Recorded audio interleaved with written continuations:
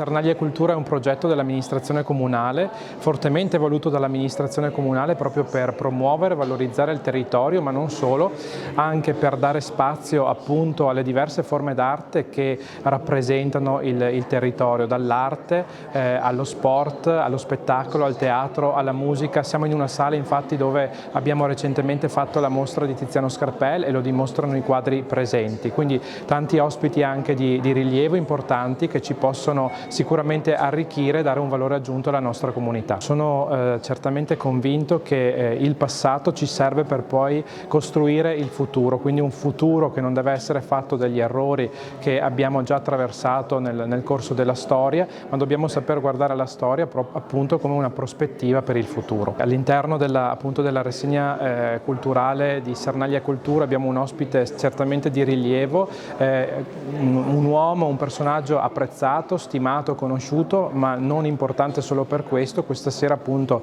la sua presenza è significativa per i temi che vengono affrontati, quindi che sono motivo senz'altro di riflessione e anche di attenzione appunto per la comunità in un momento in cui stiamo attraversando anche una guerra che certamente segna tutte le comunità, tutti i paesi.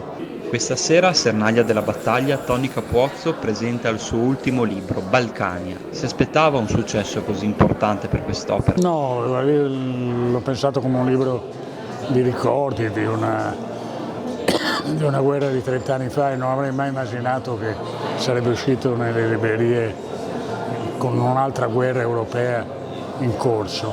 In qualche modo riflettere sul passato aiuta a capire il presente e questo è un conforto quando ti è difficile rispondere alle domande: che cosa sta succedendo, dove andremo a finire, qual è il futuro che ci aspetta, no?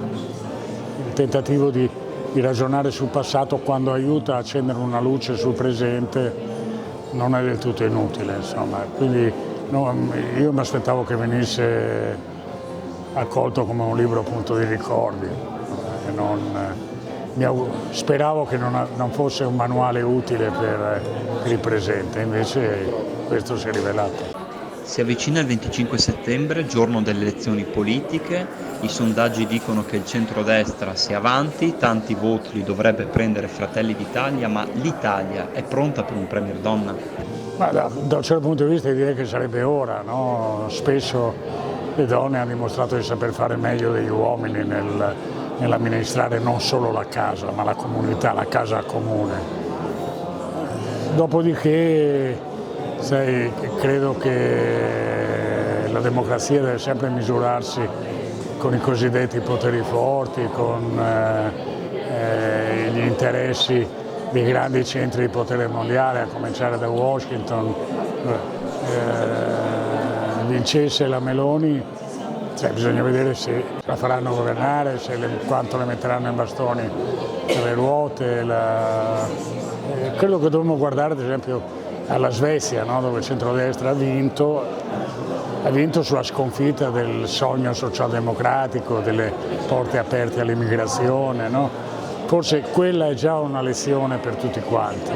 Sempre di meno insomma, hanno valore le battaglie ideologiche, no? Che gli stessi elettori sono pronti a votare una volta a centrodestra, una volta a centrosinistra, che sono bandiere inconciliabili per i vecchi militanti, per le generazioni passate e che oggi sono semplicemente spesso delle opzioni o dei voti di protesta, voti per quello che non ha governato fino adesso.